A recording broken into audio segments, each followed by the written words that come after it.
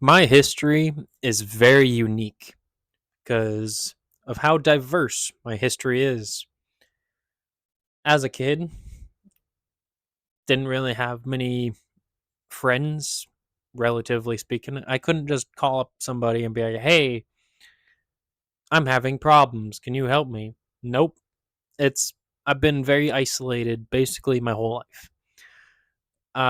Many of the people I do call friends are more like at arm's reach rather than tight knit. And so I felt isolated most of my life. Even around people that knew me, felt isolated. And I'm still trying to break out of that. But the feeling doesn't just go away. There's ebbs and flows. Some days it feels more, other days it feels like it doesn't exist. But the ebbs and flows, that's called life. There's a lot of ebbs and flows in life.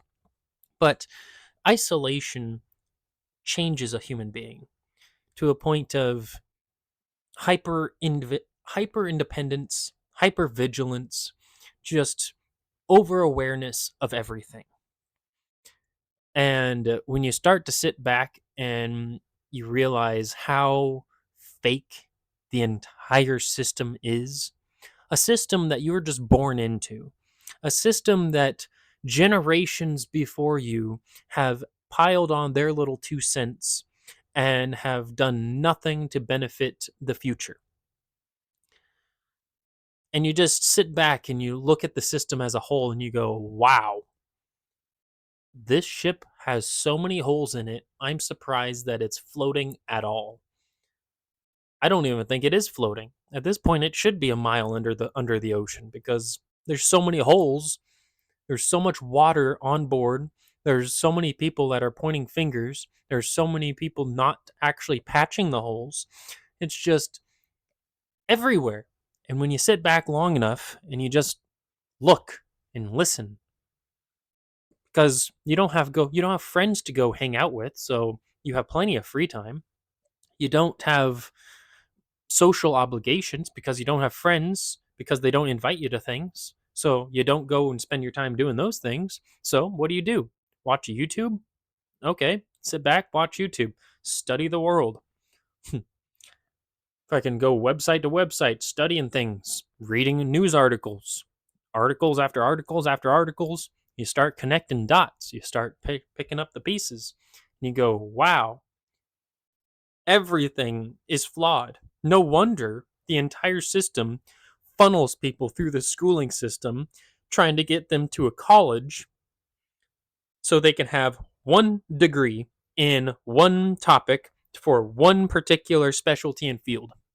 Because if you're focused on one direction, one degree, guess what? You're not looking at the 359 degrees around you because you're scope locked on one direction, one field, one degree of the circle. It's almost like it's a funnel because the public education system wants a nation of workers, not thinkers. And when you have enough time to sit back and just think, what do I want to do with my life? And you start to look at the system as a whole and you realize, wow, if it was up to me, I could fix the system in about a weekend. It's not hard. You just got to put the right people in the right place and you fucking get rid of the corruption. But problem is, corruption is a business. Businesses are corrupt. The system is corrupt. And when things, second law of thermodynamics, all things lead to chaos, even if you try kicking out 100% of the corruption now, give it zero point 0.2 minutes. It will form a power vacuum, and more corruption than ever before will be filled up right in its place. Even if you freaking guillotine every single, let's just go with murderers, just them for now. Yeah, guillotine all of them, they're off the table. Then you have the next wave of bad guys come in. You guillotine all of them. Then the next wave of bad guys, you guillotine all of them. And you know what I'm talking about. It creates a power vacuum within this dark ecosphere of existence, the systems that are as a whole. And there's a power vacuum. When you take something out of its place, there's a hole there. And there's something else in the ether that's going to fill that hole. The problem is, you can't just get rid of corruption because you just stand up, turn 360, sit back down, bam, the same level of corruption is back. It doesn't take long for corruption to appear everywhere. So, the problem with corruption is it's incorruptible. The irony of the whole situation. But when you sit back long enough and you look at the system and all the holes, you go, it's either laugh at everything because everything's a joke, or cry because everything's so serious and all you're doing is running to the grave. It's just a matter of how many toys you have at the end of your path. Can you fill up your grave with all the toys that you acquire?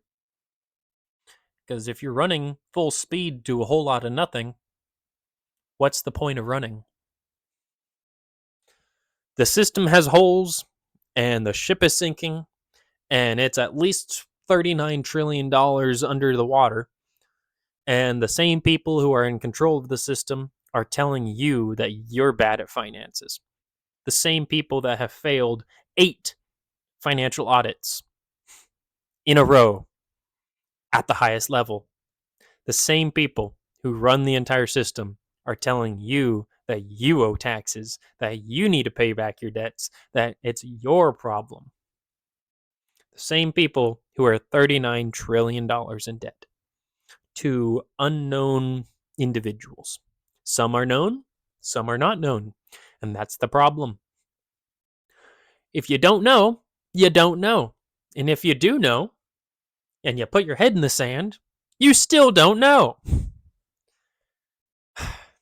That's why people always dig on unemployed people.